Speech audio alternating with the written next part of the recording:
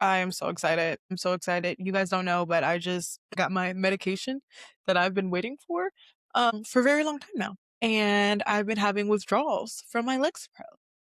A baby is happy because I no longer have to have mind zappy things. I definitely talked about this on my TikTok, but it's been a journey. It's been a journey, but I'm glad we're off of it. So we're gonna jump right in. That was the wrong thing. We're gonna jump right in and let it go.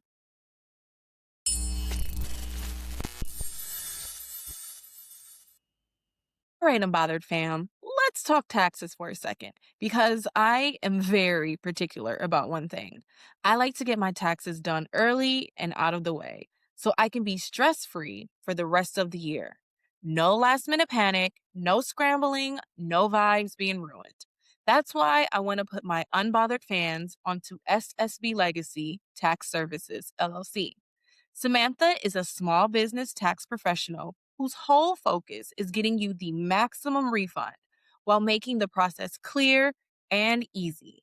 She also offers cash advances up to $7,500, $75 referral bonuses, and actually takes the time to educate you so you know what's happening with your money. And because we are all unbothered together, I'm going to give you an in. If you text unbothered to 586-345-1055, you will receive $50 off your tax prep fees. Early, easy, stress free, just how we like it.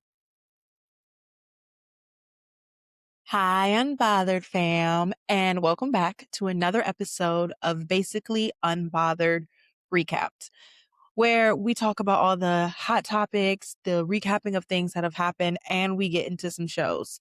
If you've been following along, I've been doing traders. I'm not doing traders anymore, which makes me excited. It's 7:47 at night, and I don't have to wait till 9 o'clock to watch traders to finish in the office and go home. I can record this now, edit it, do all the last minute things that I need to do, and go home knowing that the episode is done, everything is good, and I could go to sleep or even get back to my house before midnight or whatever. So I am on cloud nine. Life update. If you guys heard in the intro, I've been not on my Lex Pro, which sucks because I learned that, you know, how they say, don't get off your Lexapro, you know, without easing off of it. It's really bad for you, blah, blah, blah, blah, blah. And you're like, oh, they can't really mean that. They do. They do. I have been struggling. This, you can see it in my face. You can see it in my face. I got sent home from work. Well, I asked originally, I was like, hey, if everything's good, can I go home? If you're thinking about sending someone home, and then 2 minutes later, the shift lead goes, you like, I mean this in the best way possible. You look like crap. You can go home. Great. Love this for me. The look like crap comment didn't hurt my feelings at all. He's correct. Look at this. I look like I've been sent through the ringer. And that is because I've had brain zaps. I've had nausea. I've thrown up. I had body aches, everything that they tell you. I was going through real life withdrawal symptoms. I was fighting for my life, and I've been fighting for my life again today. I was doing Pilates and just closing my eyes sometimes. 'Cause I do reformer Pilates, just closing my eyes sometimes and being like, you can make it through. You can make it through. Just one more, just one more. And yeah, it's a struggle. So how I feel about the current healthcare system. Yeah, that's about how I feel about it. I'm so not happy about it. I didn't even, we heard things about it, but I didn't really think about it until I also found out that I suddenly have a bill for my therapy that I've never had a bill for and couldn't do therapy. I was going through it. I couldn't do therapy on Monday because don't have the money to pay this bill that I have was not expecting at all. So it's been a week, but honestly, it also helped me come to some realizations. I've had a lot of good moments of clarity and being like, what do we need in our life? What don't we need in our life? I got a new phone. that I didn't really pay much for because I switched from T-Mobile to Verizon and we're getting rid of a lot of things from there. I'm going to get rid of my Apple Watch because I don't really use it and I have the Oura Ring and I really only need one. I am thinking about getting another watch or a smartwatch, but not one, not because I want it to do the capabilities. I just want to be able to customize the kind of background. And I also don't know, when I first got Apple Watches, I was so excited because all my notifications can get on here. But honestly, my phone sits on do not disturb. So what is the point of me having this Apple Watch on? My phone sits on do not disturb. I don't even want to be disturbed. And the watch band and everything, it just really started to get too much for me. And it felt like a pressure. It felt like a pressure to have to wear it. And I get very uncomfortable in clothing and things like that if I have to wear those things for a very long time. And so that was happening as well. I would get uncomfortable.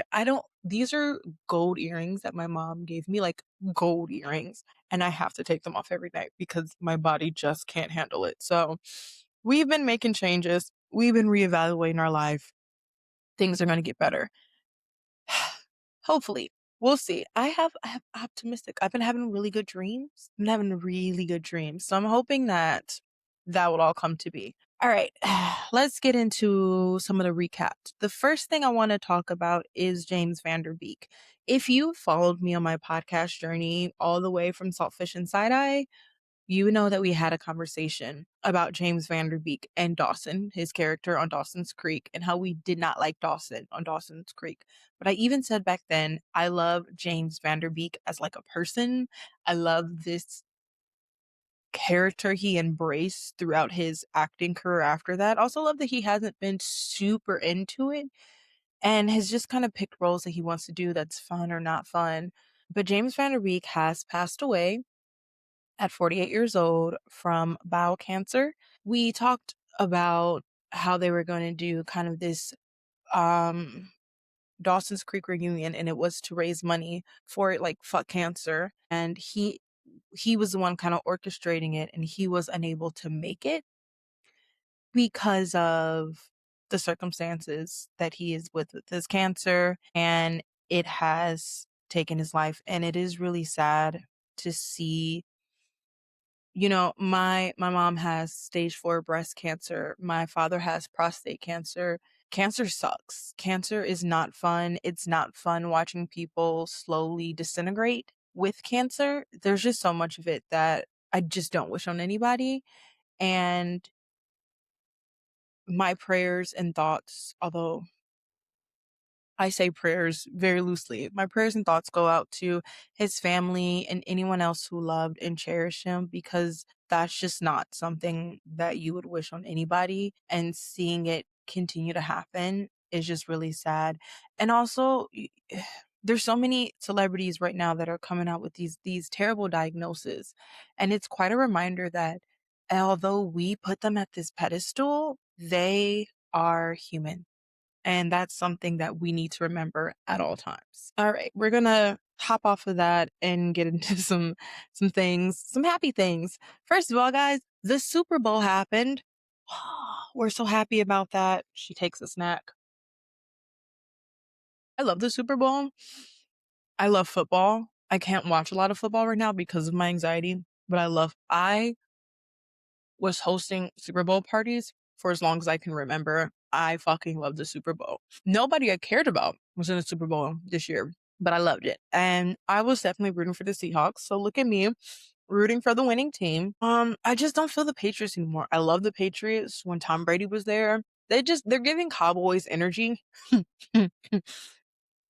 They're giving white supremacy and I'm so disinterested in it. So watching the game was very exhilarating for me. I also remember texting people and being like, I love this game. And they're like, oh, the game is so boring. And I'm the only one. I'm like, does no one else love a defensive game? I love a defensive game. I was sad when in the third quarter and the fourth quarter, it went less defensive and more offensive. I was really hoping for a low scoring Super Bowl game. I thought that was going to be a lot of fun. And I don't know, that's what I was hoping for. But the obvious comments about the Super Bowl is the halftime show, aka Benito Bowl, which I, as an Afro-West Indian, Afro-Caribbean woman, was so excited to see. I was texting everybody like, "This is the music of my people."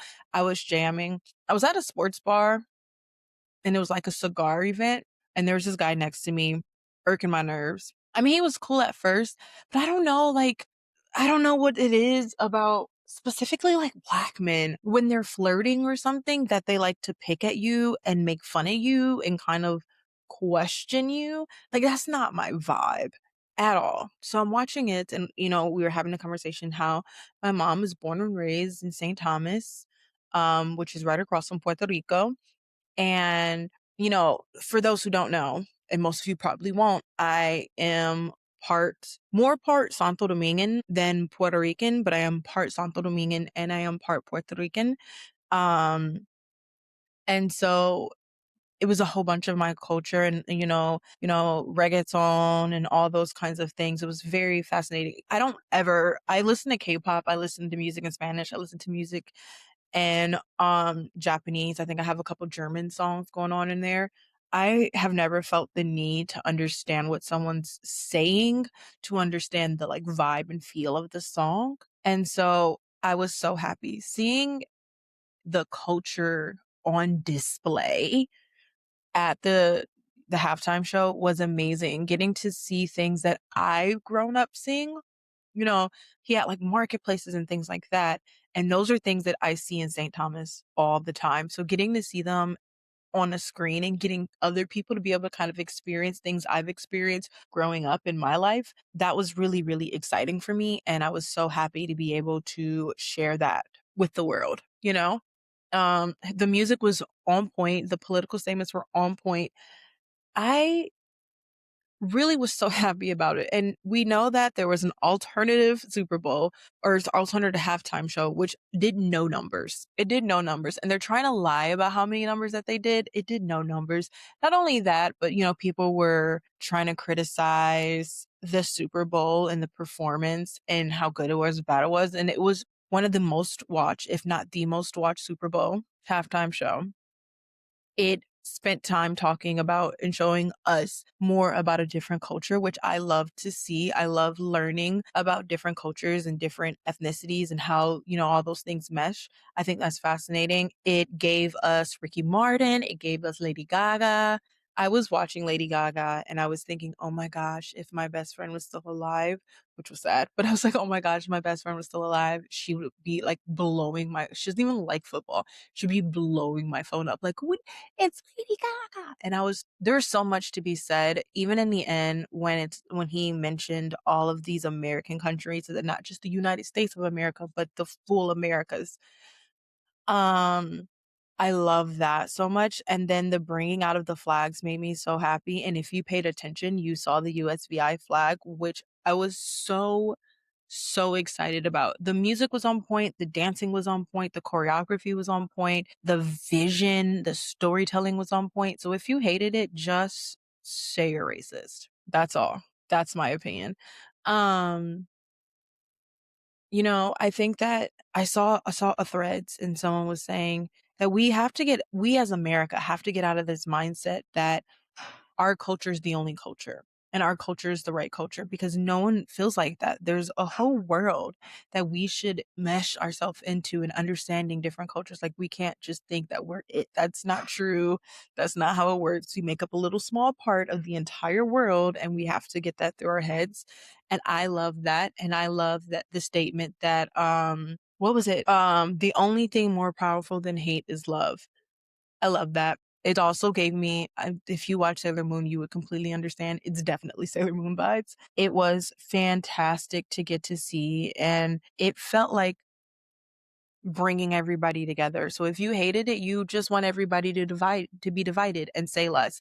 Speaking on people who want people to be divided, very rarely do I let this man's name come out of my mouth because he just doesn't fucking deserve it. But apparently he's feeling a little irrelevant. He didn't win any Grammys, so now he's being pissed off. And Chris Brown, of all people, made a comment that the halftime show was whack and they need him. No, sir, we don't need you. We don't need you like Rihanna didn't need you. We don't need you like Karrueche didn't need you. We don't need you because you're not even allowed in certain countries because of how much of a terrible person you are. We do not need another abuser on our screen.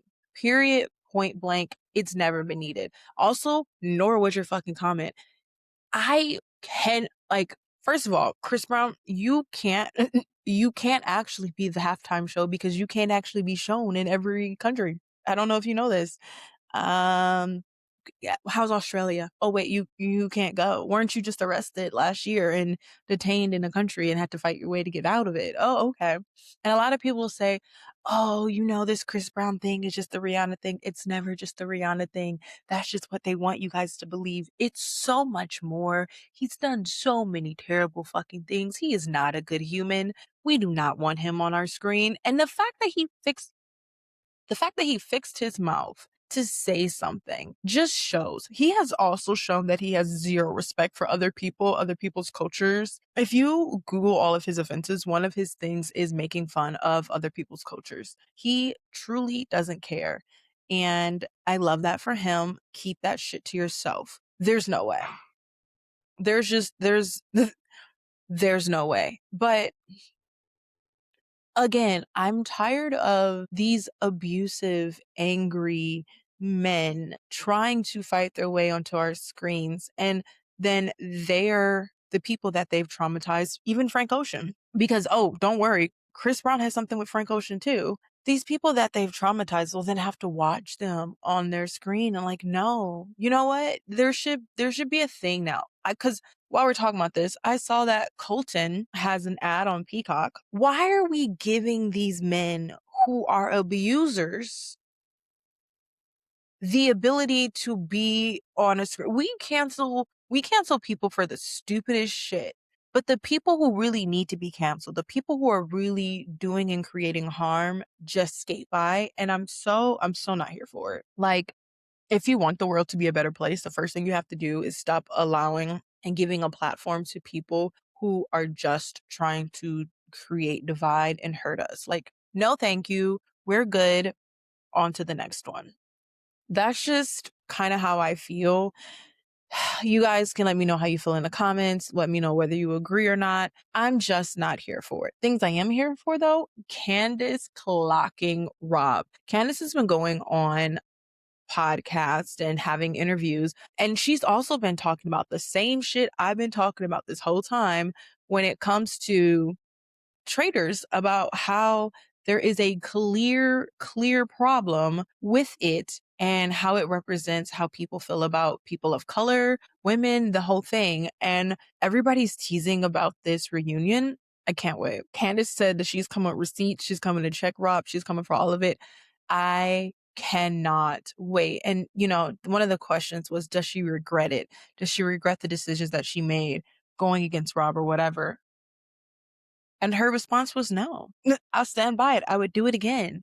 And I love a woman who knows exactly how she feels, what she's feeling about it and everything. Yes, we are here for it. That is a little bit of our pop culture catch up. I don't want to get into happiness. Oh, no, I lied. Guys. We got one more. So, if you guys have followed the Charm drama, you know that the Charm girls fight. There was a significant period of time where they weren't fighting. I love that period. I like to think of that period as a happy period in my life where, there was the fights in the beginning and then the season ends and then all the girls love each other. And then we come to this place where we realize that, we still have a problem in America with women hating on women.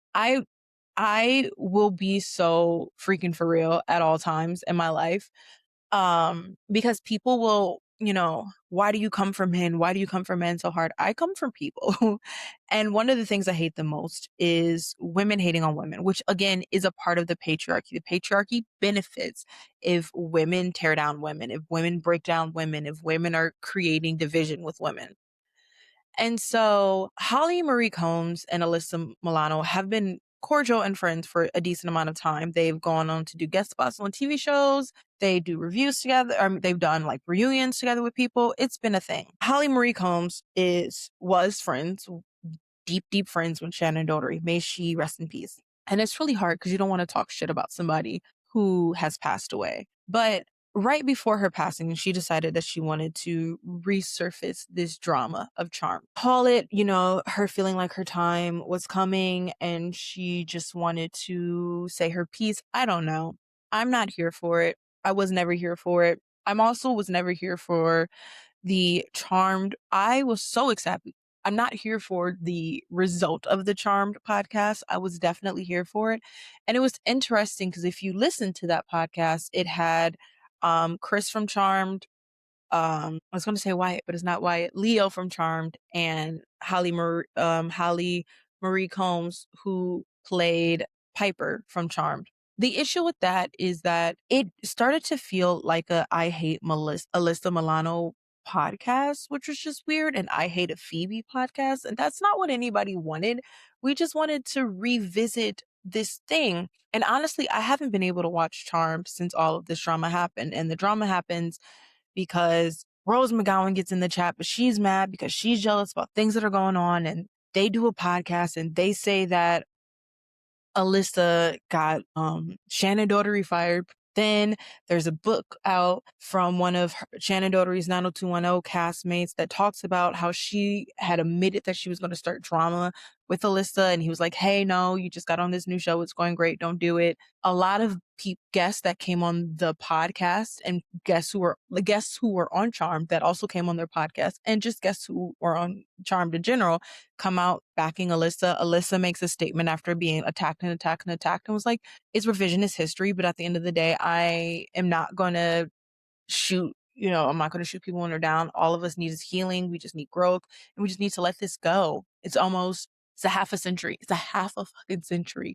Why are we still talking about this? And their response was just hate, hate, hate. And it was giving Mean Girls energy. But because Shannon Doherty was passing away and 3 against 1, a lot of people picked the other side. Even though, again, a lot of the guests that will come and say, like, yeah, it was really chaotic and it was hectic and you could tell the girls were fighting.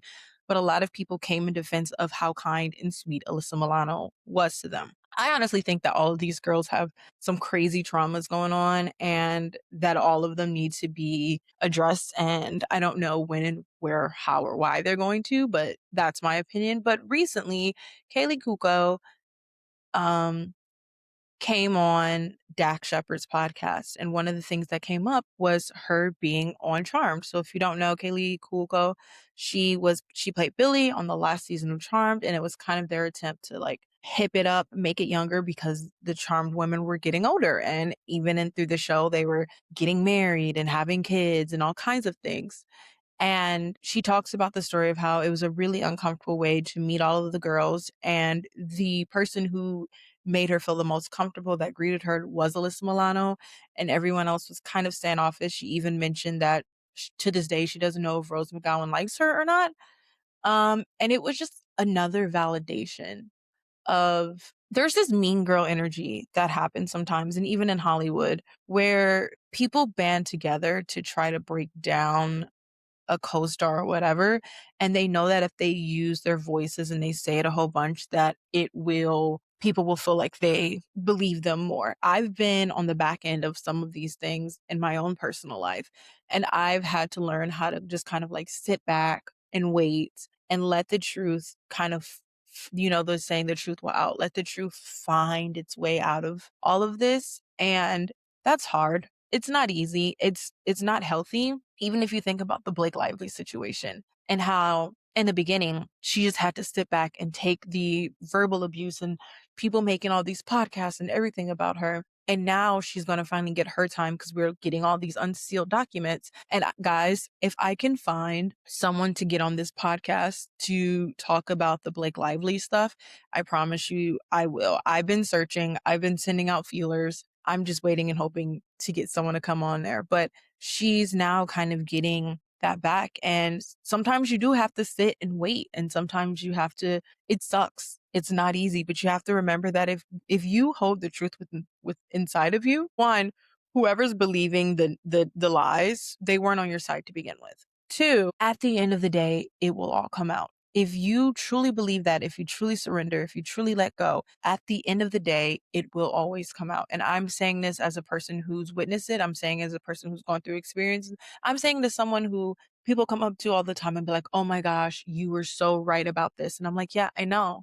I know. But you didn't want to believe me, and everybody bashed me, and everybody tried to make me look like the bad guy. And it sucked and it hurt. But at the end of the day, I mean, like, does it make up for it when people come and tell you you were right? No. No, it doesn't. It doesn't make up for it. But I hope that Alyssa Milano in this moment is getting like a little bit more of her feels and is feeling happier, knowing that, there are still people who have her back and the truth will always be the truth. And, I love that she's kept silent, let Shannon Doherty's memory stay. And, if she wants to say what she wants to say, that's her piece. Let it live, let it die. We're great. We're loving that. All right. Now we're officially done with catching up with pop culture. Have I finished things? Yes. I did finish the third Gilmore Girl. I would give it about 4 stars. I think it was good. It started off slow. But her life was kind of fascinating. There was so much about her because I only known her from Gilmore Girls. There was so much about her that I didn't know that listening to the memoir was really fascinating about. And her mentality about a lot of things was really fascinating. And I found the book to be really inspiring. If you are a creative, if you are an actor, an actress, an artist, anything like that, I would definitely recommend giving this memoir a listen. It can inspire you that even if you don't make it big, you can still follow your dreams, and following your dreams can lead to things in a new and beautiful way. Even if it doesn't lead you down the path that you thought it was going to lead you on, you will eventually find your way. And I think that that's important because as creatives, we get so frustrated in ourselves and thinking that it has to be now and why isn't it working and we should be getting there. And, we even put age limits on these things and realizing that we don't need to have those constraints on ourselves. We could just let things be. To me personally is really beautiful. So I think that that book is worth a listen just for that. I would recommend it to any person who is in the creative sphere especially when you're feeling down and out. It's going to be a good read. I'm still listening to Harry Potter and the Sorcerer's Stones, the full cast version. I'm very much enjoying it. Very, very much enjoying it. It's kind of a really calming thing for me, which makes me really happy. It's very calming. It's very relaxing. I feel no rush to get into the book, to read the book, everything in that sense. So I'm excited, and it's just like a filler in between other books. I'm also audiobooking. What is this book? Oh, it's Manifesting Your Dreams with the Law of Attraction. It's a very short audiobook, but I have been feeling like I've always said I wanted to go back to school, but I realized that it's not school that I enjoy, it's learning. And how do I find a way to learn without having the anxiety of testing and everything like that? And a lot of that is taking certificate classes that you don't really have to have these crazy tests for that give you all of this anxiety, and taking, listening to audiobooks and learning, reading things. That's a way to gain information. So that's kind of been my focus. So I have been doing these audiobooks as well. Okay. And with that in mind, let's get to the show of the week.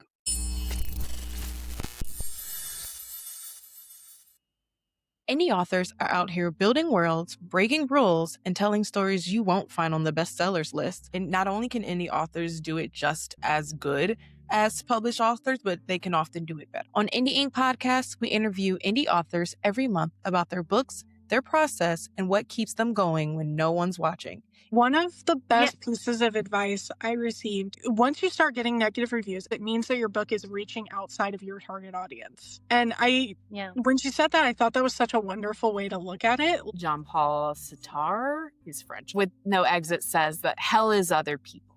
Like, to be in hell is to be like with other people. The thesis of this book, or like what I thought about when I thought about like what would be like the ultimate hell for me personally. If you love stories behind the stories, this podcast is for you. Check out Indie Ink Podcast wherever you listen to podcasts. quick pause, because if you love dark stories that don't flinch, Olympic War isn't a soft love story. It's violent, it's chosen, and it costs everything. Through war, betrayal, and survival, Moonstone fights for devotion that refuses to die. This is a black, multicultural dystopian series about power, sacrifice, and what rises from the ashes. Olympic War and Phoenix War. Read them wherever books are sold. Today, we're talking about Love Island Behind the Villa, Beyond the Villa. Am I super late? Yes. Mind your business, okay? I wanted to see this for a while. I didn't have access to Peacock. I had access to Peacock right now, obviously, because I was doing traders, and I decided to kind of check it out. I'm going to give you my overall thoughts really quickly before I dive into this. You should see my notes. My notes are insane. But my overall thoughts is that after the first episode, I can see what people were saying. It definitely was a bit boring. 100%. And it wasn't really the reality TV that we were expecting. I was expecting a lot more lighthearted enjoyment, getting to see everybody get along and live their life. And it was clear that they just wanted the drama. A lot of it focused on Kaylor and Aaron's drama, which was just so weird to me because that whole thing was kind of just deaded a long time ago. And it also felt really forced. It felt like they were trying to force drama and this conflict. And a lot of it revolved around Kaylor for some reason. And I was so confused. And honestly, what we wanted was more PPG. We fell in love with PPG. We fell in love with their togetherness. We fell in love with their friendship. And if we got to see more of their friendship and more of the girls and the guys just being friends with each other, I think that is what we would have wanted more. I think Peacock in their mind was, oh, they're going to, they're coming from Love Island. Obviously, they're going to want the drama.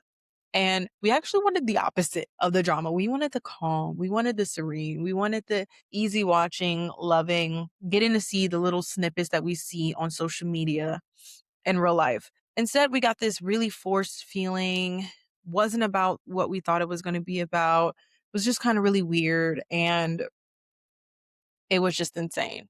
Let me get to my notes. So to me, the biggest drama was surrounding Liv, Kaylor, and Aaron. And it was such a weird thing. So let's dive into Kaylor and Liv. So Kaylor and Liv had drama, which seemed so weird. And honestly, I was definitely on Kaylor's side for most of it.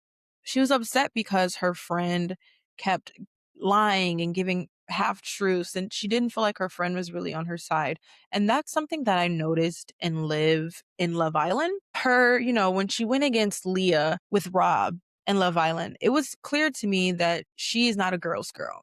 I don't mean this in a mean way. I think Liv has her friends' backs. Truly, honestly, 100% do. But I also think that she made a comment on Love Island when she was because I also caught up on Love Island season 6 afterwards, but she made this comment on Love Island about how she didn't have sisters, and now she finally has sisters. And I don't think that she understands like having the girls back against all odds. And that was something that constantly came up. And it was just weird. They had the confrontation at the like Love Island party.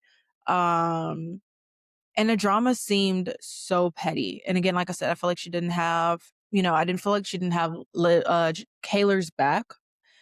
And there was so much that was going on. Janae tried to fix their whole situation, and there was a lot that Liv hinted to that obviously we didn't get to see. But the problem is that I just spilled a crap ton of tea. I need to fix it immediately. Oh, that's hot as shit. Okay. All right. I hate that for me. Things just got weird. They had the Nade's mediation, which was fun, and the most hilarious part about that was that Janae was pulling out food during this mediation, but it felt like nothing got solved. And it felt like Kaylor knew what her life was going to look like. She knew what was going on in her life. And Liv was just kind of confused, and they were just going down different paths. And someone said something during the show that they were fast friends. And just because you're fast friends don't mean that you'll be friends forever. One of the other things was Liv sitting down with Aaron. This was toward the end of the season. Liv sitting down with Aaron and having a conversation with him about Kaylor, and them having this conversation about how Kaylor is pushing them away because of everything that she's going through. That really irks me, and that hit a nerve, because it's like excusing away someone's behavior, or excusing away your own behavior towards someone else. Like, oh no, we're not the problem. She's just going through it and she's just pushing us away. Or maybe you are the fucking problem.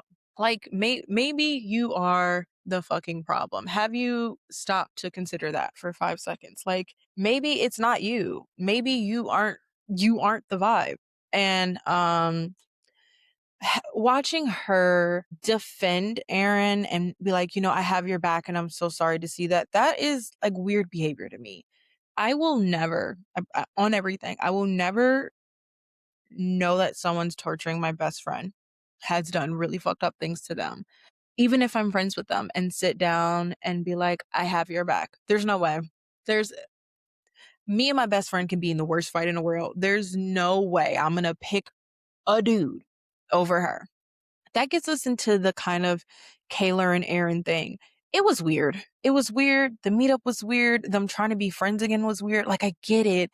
I get it when you have been going through that breakup and you had such strong feelings with someone and you want to remain friends. But it was always giving Aaron was super jealous and wanted Kaylor back, and Kaylor didn't. And Kaylor's young. Could she have gone about her feelings differently? Absolutely. But, she's navigating something she doesn't understand. But she was still very kind of open and clear about what she was going through and what was happening, including her dating Torin and then them becoming boyfriend and girlfriend. And Aaron just was oblivious to it. And he was kind of making himself more available to her in a time where she was in need and vulnerable, because he thought that if he could be there for her, that they could get back together. I don't know if you ever had a man do this, but men do this sometimes. Men find you when you're vulnerable and they try to be there for you in hopes that in being there for you, they can get you back and you want to be with them again. And then they do the same shit all over again. And that's why the whole thing with Aaron was so confusing. And it was excited a little bit for them being friendships, but it just kind of got confusing and really annoying. And it all came to a head when they were having this party at Saddle Ranch, and they went to go play pickleball, and she let Aaron know, I'm bringing my boyfriend Torin. And he was like, cool, great, love this for you. She brings her boyfriend Torin, puts the respect on her boyfriend's name, which you should, gave him the attention. Aaron gets jealous and he gets mad and he gets drunk. And then he starts creating drama while he's wasted. And he starts trying to make Kaylor feel bad about him. And he's done this before on Love Island. If you watch, every time he got caught up in some mess, he would apologize, but then immediately flip the script and be like, but you're acting this way and I'm just trying to do that. He did the same thing again. And it was giving the ick all over again. And I think that people thought, and maybe other people feel this way, I think people thought that it was going to look bad on Kaylor, but it didn't. She read off as a young girl who was confused, a person that she had strong feelings for. It came back in her life in a time that she was vulnerable and she was really trying to navigate that. And maybe she didn't do it in the best way. But the way that Aaron treated her wasn't like a friend. He never gave her this friendship kind of thing. And, he was guilt tripping her, and she comes and she talked to Serena, and Serena's like, well, he's mad now that he has to watch you be with your boyfriend. That's weird because you had to watch him be with a whole bunch of girls on national TV. Serena gagged. And then we get to the final thing, which is kind of like the final blow up between Kaylor, Liv, and Aaron. And that was when they were out to dinner. They were out to celebrate Cordell's birthday. Kaylor's grandma just passed away. She's really going not through it, but she wanted to go through this trip and she wanted to support them and she wanted to support Cordell. And she kind of makes this throwaway comment at something that Aaron did at a party. And then Liv jumps on her and was like, oh, like how you did to me at a party. Or she made it about the reunion. And Liv was like, oh, how like you did to me at a party. And that was just the weirdest thing. Like, why do you not have your best friend's back? Why are you, even if that happened, and I mean, it did, but what in your brain says my best friend's going through a lot right now. So what I'm going to do is call her out on her shit about a dude that she should probably be calling out on his shit in the first place. And I'm going to pick his side over. It was so weird. The crying, the energy, the whole I stand on business. I'm trying to check people. No, baby. I love standing on business. I love checking people, but I'm always going to be loyal. I'm always going to be loyal. I will check you when we're not in public. Okay. You're going to say some stupid stuff and I'll be like, yeah. And then we'll get in a car and I'll be like, that was dumb as fuck. Don't ever say that again. That's the energy I give. Liv didn't give that energy. And it ended with, once again, Aaron trying to guilt trip her and make her all these things. And, you know, he kept saying, the Kayla I knew, baby, you knew Kayla for a summer. This, and men do that a lot too. The person I knew, you didn't know me. So stop doing this. I love how she just walked away, was like, I'm done with this. I don't want to have a conversation with him anymore. That being said, Aaron being on the show was stupid. So we're going to go to Aaron and Connor. Aaron being on the show was stupid. It was pointless. Connor being on the show was extra pointless. He was literally there just to hype Aaron up, and him kind of, you know, making a big deal about Janae not liking him. You said what you said. She has every right to not like you.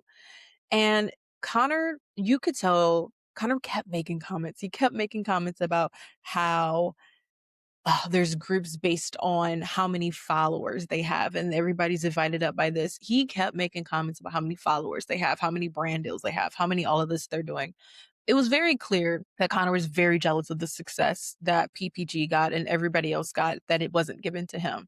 Why? I don't know. But he was super jealous, and Janae clocked it really early on, and that was that. Also, I noted that he looked worse out of the villa. I mean, he was never attractive to me in the villa, but outside of the villa, it was giving nothing. His whole storyline could have been deaded and we could have never talked about it again. Going on to Kendall's storyline, he was just messy. You know, he just didn't get it. You know, he lied sometimes. Oh, I didn't make them not follow Nicole. And then there's proof that he did. And Kendall and Liv together are just a bit crappy and kind of create drama together, and they love a little bit of chaos. And I was not here for it. And Kendall says this, and it was very clear from all of the episodes. He cares about the vibes and not really the emotions of everybody else. He cares about creating vibes. He doesn't always think through past that moment and ends up having a lot of fallout because people's emotions are involved. Ironically, we introduced Nicole. I was so happy to see Nicole back. I loved Nicole. I think that there's things that she could have handled differently when it came to the ending between her and Kendall, but I think that she did the best that she could, and I love that for her. So I think that they both kind of just did wrong in this situation, and I wish that there could be an amendment of that. But, you know, we talk about how Kayla and Liv unfollowed Nicole, and bringing up that Kendall has a lot of maturity issues and he has a lot of honesty issues. And that was something that was highlighted at the reunion for Love Island season 6. And it's kind of something that's highlighted now. He just wants to have a fun time, and that is great. But it's not always good for relationships. And I think that that's his issue. Even when he went on the date, he goes on the date and he shows up late and he expects, you know, there's no real apology. It was just really weird. Oh, when they were sitting talking and I was kind of listening, and like Nicole is kind of right. And Kendall wanted someone to give him kindness through his lies. And that was a little crazy, you know, like I get feeling vulnerable and wanting to have the person there. But when you lie to that person, specifically, you look at Nicole and, you know, in Love Island, she was talking a lot about how there's liars and cheaters in her past. That's probably a thing that she doesn't want to deal with anymore. And you know that, and then you proceed to immediately do that. Why do you want somebody to love you through your lies? And I get that it was a hard situation and you didn't know what to do, but we have to kind of work through the fact that when things get hard for you, the first thing that you do is lie. And then to see Liv be so hard on Nicole was just so weird. And It was low-key kind of one of the villains of this thing, and it was just wild to me. All right, let's stop talking about that. Let's get into some Janae and Kenny drama. Um, the relationship was interesting. I don't know, I don't know if it's hindsight because we know all the things that Kenny was doing, but it was just their relationship wasn't giving much. And that's what kind of made me mad about that is that we didn't really get much about the relationships. We didn't get the interactions. It just, there was no reality in this reality TV. And I think that that's something that works for Love Island, but it does not work for TV shows in this way. And that was why it was failing. Some of the highlights was that Janae and Kenny were fostering a dog. His name was Juan, and Kenny was definitely not into it. He did not like that dog, and he kept trying to pretend like that was a flag for me. He kept trying to pretend like he liked this dog, but he just the fuck did not. He did not. He did not like this dog, guys. He'd be like, "Yeah, me and Juan are friends," and then get upset when the dog does dog things. Like, sir, he's like, the dog just looked at me, peed. Yeah, yeah, that's happened to me so many times. Literally, even my big dog Leo, when I still had him, one time just looked at me at the door and just peed, and I'm just like, I, but you love them, and it was clear that he didn't love them, and it was clear that he just wasn't all in, and he was holding a lot of things back. This was, when we're talking about Kenny and the apartment and them living together and him being like, we're not going to live together, but we'll stay in apartments right next to each other. That was kind of weird, especially when you learn that he's lying about it. Lying. Ugh, the theme. He's lying about it to her friends, and it was him who wanted to make these decisions, and also that he has two apartments, which now that we know all that we know, but he has an apartment in Dallas and New York. It was just weird. And I also mentioned that Kenny wanted a bad bitch, but he didn't know what to do when he had a bad bitch, and he wanted to make a bad bitch into a housewife, which is just weird. It was never going to happen. And Janae, I think I'm Janae, not the bad bitch part, but I think like Janae's a Sagittarius, I'm a Sagittarius. She gives fun energy, always eating, always laughing. And I just don't, Sagittarius aren't people that you can tame. We're not. If you are trying to tame us, lo siento, it's not going to happen. It just never works. And I think that Kenny thought that, although he had a lot of nefarious things going on, I think that in his mind as well as he was like, it'll calm down. I can calm her down. And that was never going to happen. Then we get to this dinner that they have for their anniversary. And to me, some of the true Kenny started to coming out, some of the awkwardness, some of him not paying attention to her. And you can kind of see this a lot in a relationship. Him not really paying attention to her, him not really giving a care about some of the things that she was saying. And you see Janae kind of like laugh it off and think it's silly. And it didn't feel that way to the viewers. It felt, and we're not in a relationship, so it probably felt differently. But to us, it kind of felt weird. And they have this dinner and he shuts down because again, he's lying to Miguel. And it's just the whole Kenny situation. I haven't talked about it much. And I don't want to. Janae said that she doesn't want to. I don't want to unless someone gives us more energy. I'm just going to leave it like that. But you can tell that she was so supportive and caring and she just wanted the relationship to work. And you can tell he didn't in the end. And that's all I'm going to say about it. We have Cordell and Serena, and their kind of togetherness wasn't really shown much. Most of it was Serena just trying to get over her fear of cats. And Cordell's having this big thing and Serena kind of being there for him and his acting journey and them getting to do some acting together. You get to see a little bit more of their like funny, silly, but you didn't get to see them a lot together because he was gone. So again, most of it was around her trying to get used to his cat, which she did. And I love that for her. And also Serena stood on business, stayed on business, and it's everything. And her having beef with Kendall because of how he acted on the villa, I need more. I like hold these men accountable, hold their feet to the fucking fire. Yes, let's do that. And her doing it, I was like, yes, I am all here for it. And then last but not least ish, we get into Leah Miguel, who are my favorites. we get to see their relationship is cute and silly and very loving. And you really get to see, I wrote that they make me believe in love again because they're just so caring and they are so in love and they're so supportive and they do things together. And it's just beautiful to see. Miguel's storyline wasn't really there. Leah's storyline was more about the cancer scare. And we got to see a little bit of PPG kind of together in that cancer scare, which was, really stressful. And I wish that we didn't get these little clips of it. I wish we really got to experience and go along that journey a little bit more. That would have been something that was really relatable, but we didn't get that. But we did get some PPG moments, like one of the moments where they're all sitting there and Serena's talking about her anxiety, because that was another thing that we learned about her, is that she has really bad anxiety, and Cordell is supporting her through that. And we got to see them, all the girls, just sit down and kind of discuss that. And then, them be there for Janae when she's talking about living. And, both Serena and Leah kind of clocking her and being like, no, don't make excuses for him. This happened. This was fucked up. I loved that part too. And then them being there for Janae, them being there for Leah, and I was like, you can tell they're so close. And also Janae dabbing Leah's tears with her white hoodie is love. They all wear makeup on all the time. Like, her risking her white hoodie to love. So yeah, I honestly, you could, if you've made it through all of this, you could watch it, you could not watch it.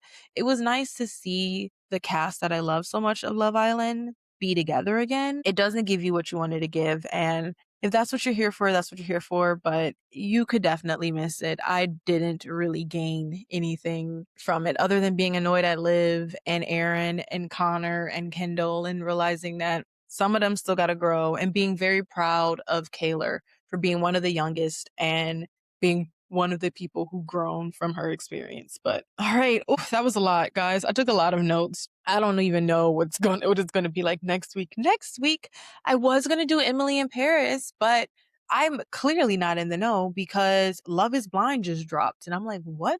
Love is Blind just dropped their season. And I don't know if you guys know this about me, but I actually applied to be on Love is Blind Detroit. I got nowhere because on Love is Blind, you have to have like a certain thousand of followers, and I don't. I just made it to 1K though, but I don't. So sad for me. I won't be on Love is Blind. I won't find love. But Love is Blind Chicago has just released. Interestingly, they did release with showing the Black cast, which is interesting because they have been criticized for not having as diverse of a cast. And them highlighting it now just seemed a little bit off. But next week, we will be covering the first drop of Love is Blind. I cannot wait to see you guys, and I will talk to you later. Bye. Pure Tifa Podcast.